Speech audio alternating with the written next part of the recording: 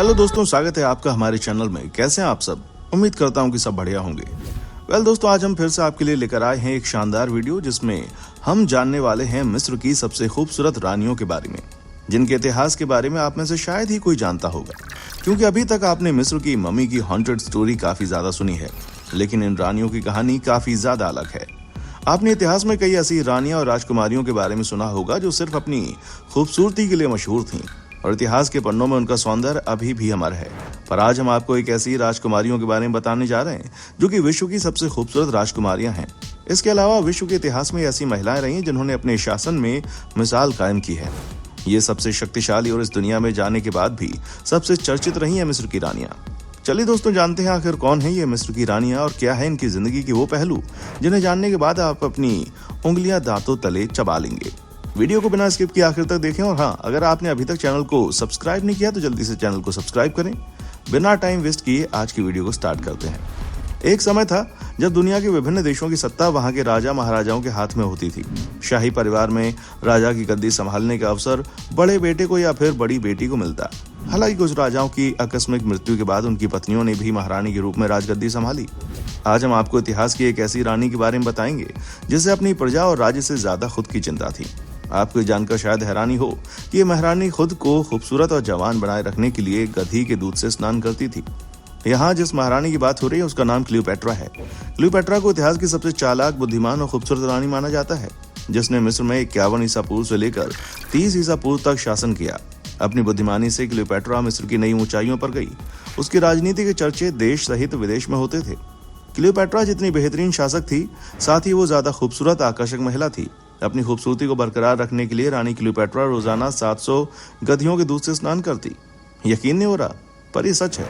ऐसा माना जाता है कि त्वचा के लिए काफी फायदेमंद होता है। क्लियोपेट्रा चेहरे पर अलग अलग किस्म की जड़ी बूटियों का लेप लगाती, जिससे उसकी चमक बढ़ जाती। अब इसके बारे में आपका क्या विचार है दोस्तों? अपनी राय हमें नीचे कमेंट बॉक्स में आकर बताएं। महारानी क्लियोपेट्रा खूबसूरत होने के साथ साथ इतनी बुद्धिमान थी कि उन्हें ग्रीक के अलावा 8 अन्य भाषाओं का ज्ञान था। रानी क्लियोपेट्रा को इथियोपियाई, हिब्रू, आरामी, अरबी, सिरियक, मेडियन, पर्थियन और लैटिन भाषाओं का अच्छा ज्ञान था, जिसके दम पर उन्होंने विभिन्न देशों से अच्छे संबंध बनाए। रानी क्लियोपेट्रा जब 18 वर्ष की थी तो उनके पिता राजा टॉलमी 12 का मृत्यु हुआ, जिसके बाद क्लियोपेट्रा ने मिस्र का सिंहासन संभाला और कला व व्यापार के संबंध में देश को बुलंदियों पर ले गई। रानी क्लियोपेट्रा को प्राचीन विश्व की इकलौती ताकतवर महिला के रूप में जाना जाता है। रानी क्लियोपेट्रा इतनी शातिर थी कि वो दूसरे देशों के रहस्य जानने और अपनी सेना में गद्दार लोगों का पता लगाने के लिए अक्सर पुरुषों के साथ संबंध बनाती। ऐसा करके वो उन पुरुषों से अहम जानकारी हासिल करती थी। क्लियोपेट्रा का निधन 39 साल की उम्र में रहस्यमय ढंग से हुआ। दोस्तों, इस दिलकश रानी के 2 प्रेमी रहे, जूलियस सीजर और मार्क एंथनी। बाद में रानी ने मार्क एंथनी से शादी की। रोमन जनरल मार्क एंथनी काफी बहादुर और तेज दिमाग व्यक्ति था, जिसने रानी की आदतें कई मायनों में मेल खाती। जैसे दोनों को अच्छे शराब का शौक था। यह शौक इतना ज्यादा था, दोनों ने मिलकर शराब नोशी के लिए एक अलग क्लब बनाया, जिसे अंग्रेजी में इनविटेबल लाइवर्स कहते हैं। दोनों अपने कुछ वफादारों के साथ रात भर शराब पीते और क्लियोपेट्रा शहर में भेष बदलकर घूमा करती। रानी की मौत के बारे में काफी रहस्य हैं। कुछ इतिहासकारों का कहना है कि सांप के काटने से उनकी मौत हुई। कुछ का मानना है कि रानी अपने साथ ढेरों कंघियां लेकर घूमती थी। उनमें से कई में जहर होता था। इन्हीं में से एक जहर खुद को चुभोकर रानी ने अपनी जान ले ली। दुनिया की सबसे हसीन रानी क्लियोपेट्रा पर हॉलीवुड में कई फिल्में बनी। इनमें से एक फिल्म सबसे चर्चित रही, जिसमें एलिजाबेथ टेलर ने अभिनय किया। साल 1963 में बनी इस फिल्म में क्लियोपेट्रा को, जिसमें रानी के कपड़ों पर ही सबसे ज्यादा खर्चा हुआ था। दोस्तों, हमारी पूरी टीम बहुत मेहनत करती है आपके लिए ऐसे वीडियो बनाने के लिए। जल्दी से वीडियो को लाइक और चैनल को सब्सक्राइब करें। दोस्तों, मिस्र एक ऐसा देश है जो कि इतिहास में अपने रहस्यों के लिए जाना जाता था। फिरौन तूतनखामेन के बारे में तो सब जानते हैं। इसकी कई पहेलियां और जीवन इतिहासकारों के लिए आज भी अनसुलझा रहस्य है। लेकिन आज हम तूतनखामेन की नहीं, बल्कि उसकी सौतेली मां रानी नेफरेती के बारे में बात कर रहे हैं, क्योंकि रानी नेफरेती उस दौर में दुनिया की सबसे शक्तिशाली महिलाओं में शामिल थी। कहा जाता है कि उनके खूबसूरत उनसे वक्त में कोई नहीं था। सबसे रहस्यमयी बात यह है कि नेफरेती का न आज तक कोई कब्र मिली है, न उनकी मम्मी। इसलिए वैज्ञानिक हैरान है कि मिस्र की इतनी बड़ी रानी को आखिर दफनाया कहाँ गया। उनके नाम का मतलब है सामने आई अपूर्व सुंदरी। लेकिन क्या वो लंबी या छोटी थी? क्या वो निर्दयी, उदार या मगरूर थी?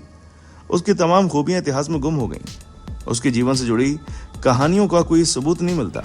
रहस्यमय नेफरेती के बारे में सिर्फ कुछ प्राचीन नक्काशियों और अभिलेखों के जरिए काफी कम जानकारी मिलती है। इतिहासकारों का मानना है कि नेफरेती आज से लगभग 3500 साल पहले मिस्र में राज करती थी। कहा जाता है वो 12 से 15 साल की उम्र में ओमेन हातिब की चतुर्थ रानी बनी। जिस राजा से नेफरीती की शादी टूटी, मिस्र की प्रजा उसे हेरेटिक फेरोन यानी एक विधर्मी राजा कहती थी, क्योंकि इसने कई देवताओं को पूजने की प्रथा को बंद कर दिया। उसका हुक्म था कि राज्य में सिर्फ प्रकाश के देवता आतिन की ही पूजा होगी। इसलिए अन्य देवताओं को पूजने वाले इस राजा को विधर्मी राजा कहते थे और अपनी प्रजा पर काफी जुल्म करता था। इसके इर्द गिर्द हमेशा सैकड़ों दासियां होती, जब वो चाहे अपनी हवस का शिकार बनाता। लेकिन नेफरीती को इस बात से कोई नाराजगी नहीं थी। वो काफी होशियार थी और उसने अपनी चतुराई से कई मुकामों को छुआ। दुनिया को शायद इस रहस्यमयी रानी के बारे में कभी पता नहीं चलता अगर 6 दिसंबर 1912 को जर्मन आर्किटेक्ट और इजिप्टोलॉजिस्ट वुडविश बोशार्ट और उनकी टीम को एक मूर्तिकार की वर्कशॉप में मिलती। मिट्टी में दबे हुए इस वर्कशॉप में ढेर सारी मूर्तियां मिली। इसी में से एक थी नेफरीती की मूर्ति, जो मिट्टी में दबी हुई थी। इस मूर्ति के सिर पर एक गाढ़े नीले रंग का मुकुट था। इस मूर्ति को बाद में 1924 में बर्लिन में सार्वजनिक प्रदर्शन के लिए रखा गया। दोस्तों, इतिहासकारों की माने तो अब तक की खुदाई में जितनी भी कलाकृतियां मिली हैं, ये मूर्ति उन सब में काफी ज्यादा जीवंत है। ऐसा माना जाता है कि नेफरीती अपने आखिरी बरसों में तूतनखामेन की संरक्षक के तौर पर राज करती थी। इसलिए तूतनखामेन को नेफरीती के मकबरे के बगल में दफना दिया गया। इसलिए तूतनखामेन को पुराने सामानों के साथ दफनाया गया। माना जा रहा है तूतनखामेन के मकबरे में जहां नेफरीती की कब्र होने की उम्मीद है, उस दरवाजे को धार्मिक चिन्हों से सजाया गया। प्राचीन मिस्र में यह सम्मान आमतौर पर महिलाओं को नहीं दिया जाता था, लेकिन नेफरीती अकेली महारानी है जिसे यह सम्मान दिया गया क्योंकि वो भला की खूबसूरत थी। इस तरह मिस्र की खूबसूरत रानी बर्लिन के सफर पर निकल चली, जहां मूर्ति को पहली बार 1924 में सार्वजनिक प्रदर्शन के लिए रखा गया। देखते ही देखते लोग नेफरीती के दीवाने होते चले गए। पत्रिकाओं के मुखपृष्ठ पर मूर्ति की तस्वीरों से पट गए। सौंदर्य प्रसाधनों, परफ्यूम और गहने जेवरात के विज्ञापनों के अलावा बियर, कॉफी, सिगरेट के विज्ञापनों में नेफरीती छा गई। हजारों सालों से रेगिस्तानी रेत में कहीं दबी पड़ी नेफरीती की मूर्ति एक चहेती प्रतिमा बन गई, जैसे वो असली रानी संभवतः अपने जीवन काल में रही होगी। हालांकि इसका पुख्ता सबूत अभी भी नहीं मिला है, लेकिन शोधकर्ता लगातार इस बात से पर्दा उठाने के पीछे लगे हुए हैं कि आखिर नेफरीती की हत्या कैसे हुई। हतशेपसट इतिहास में प्रसिद्ध एक महिला शासक थी। उनका जन्म लगभग 1473 में हुआ। उनका पूरा नाम मातकरे हतशेपट था। हतशेपट को इतिहास में पहली महिला शासक के रूप में जाना जाता है, जो कि एक समय के लिए रेजिमेंट बन गई और फिर अपने भतीजे दुतमोसी के साथ उसने आधी भागदौड़ उसके हवाले कर दी और फिर वो भी शासन करने लगा। हतशेपट को शासनकाल का जो अनुमान था वो है 1473 से लेकर 1458 के बीच। उनके शासनकाल के लगभग 2 दशक तक रहे। हतशेपट के शासनकाल के दौर में देश में शांति बनी रही। उसने अनेक विकासात्मक कार्यक्रमों को प्रोत्साहन दिया। उसका शासन कल फिर से नई किंगडम की शुरुआत करने में सफल रहा, जिसमें कई सारे भवनों की मरम्मत और निर्माण शामिल थे। हतशेपट को भारत के साथ साथ व्यापार बढ़ाया और विदेशी वस्तुओं की आदान प्रदान को भी बढ़ावा दिया। उनका व्यापारिक संगठन के साथ कई समझौते हुए, जिससे व्यापार में व्यापारियों के साथ राज्य को भी काफी मुनाफा हुआ। उनका सबसे प्रसिद्ध स्मारक उनके मोरचारे मंदिर देर एल बाहिरी में स्थित है, जो एक अद्भुत उदाहरण है ऐतिहासिक भवन निर्माण की कला का, जिन पर की गई कारीगरी आज के आधुनिक युग में मौजूद यंत्र या टेक्नोलॉजी से संभव नहीं है। दोस्तों, आपकी जानकारी के लिए बता दूं, उनके शासनकाल में कला में वृद्धि हुई और स्कल्पचर और स्थापत्य कला में नवीनता दिखाई गई। ये मंदिर थेबे के शहर के कुछ दूरी पर पहाड़ी पर स्थित है। मंदिर का निर्माण भव्य आर्थिक स्थिति और राजनीतिक स्थिरता के दौर में हुआ। मंदिर के बहुत सारे अंगों में कला और स्थापत्य की सुंदरता देखी जा सकती है। हतशेपट ने अपने शासनकाल के प्रशासनिक, सांस्कृतिक और धार्मिक महत्व को दुरुस्त रखने के लिए इस मंदिर का निर्माण किया। मंदिर के मुख्य भवन में हतशेपट की मूर्तियां और चित्रांकित कला का प्रदर्शन है, जो कि उसके शासनकाल की समृद्धि को दर्शाते हैं। बाहरी मंदिर हतशेपट की अद्भुत शौर्य गाथा को साझा करता है और उसके शासन का महत्व नुकसान नहीं हुआ ये बताता है। ये पूर्ण स्थल है जिसका सौंदर्य और ऐतिहासिक महत्व आज भी लोगों को आकर्षित करता है।